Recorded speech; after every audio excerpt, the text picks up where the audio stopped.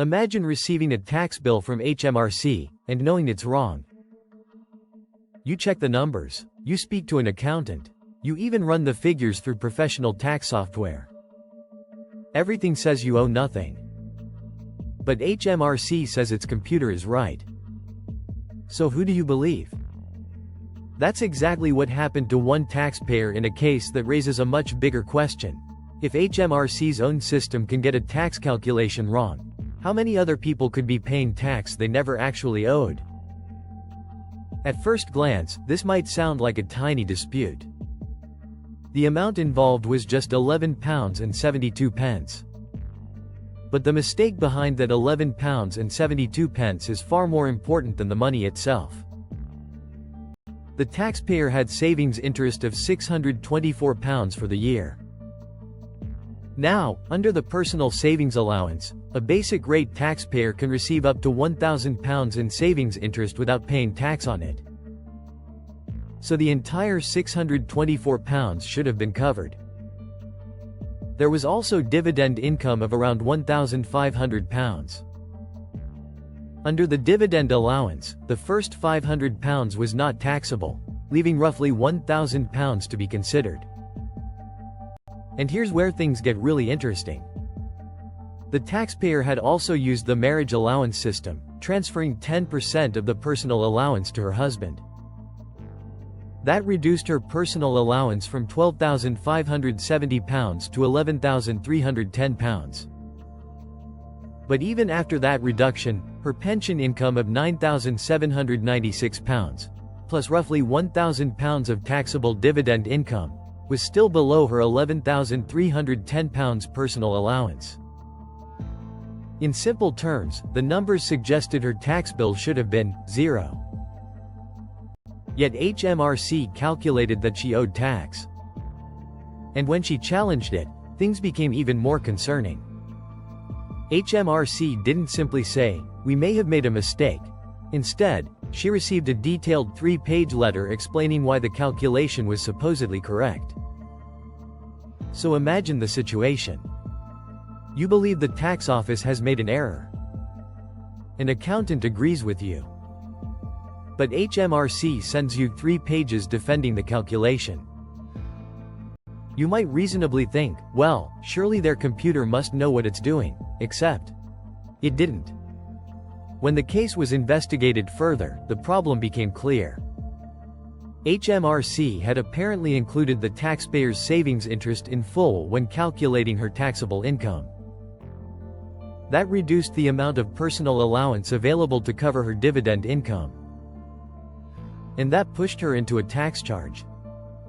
But the savings interest should have been dealt with using the personal savings allowance first. That would have effectively wiped out the £624 interest from the calculation. And once that happened, the remaining income stayed within her available personal allowance. No tax. The taxpayer was right. HMRC was wrong.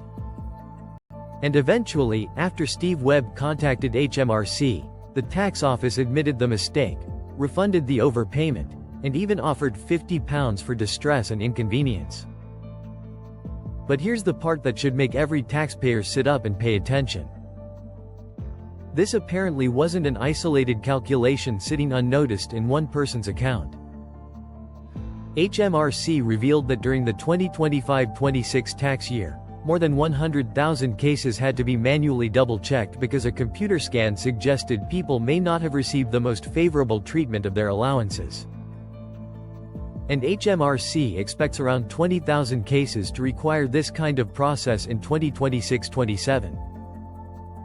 Now, HMRC says these cases are rare. But think about what that actually means. If the system is processing millions of taxpayers, even a relatively small error rate could affect thousands of people. And the most worrying part may be the people who never challenge their tax calculation. Because this taxpayer did challenge it. She had an accountant check the figures. She kept pushing HMRC. And eventually, the mistake was uncovered.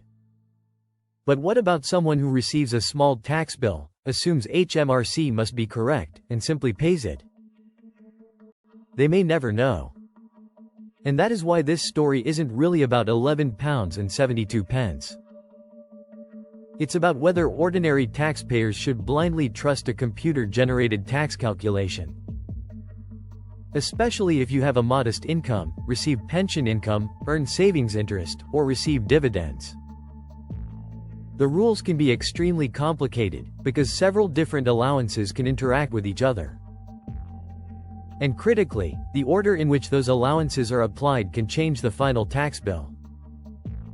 So a calculation can look official, detailed, and completely convincing, and still be wrong. The lesson here is surprisingly simple. Don't just look at the final number HMRC gives you.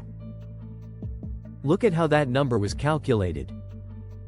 If you had savings interest or dividends last year and ended up with a small unexpected tax bill, it may be worth checking the figures carefully. Because the question isn't always, how much does HMRC say I owe? Sometimes the much more important question is, did I actually owe it at all? And in this case, the answer was no, the computer was wrong. The letter defending it was wrong. And the taxpayer only got her money back because she refused to accept the answer. So before you pay that next unexpected tax bill, especially if it's only a small amount, take a second look. Because £11.72 may seem too small to fight over. But if the same mistake is quietly repeated across thousands of people, the number suddenly becomes much bigger.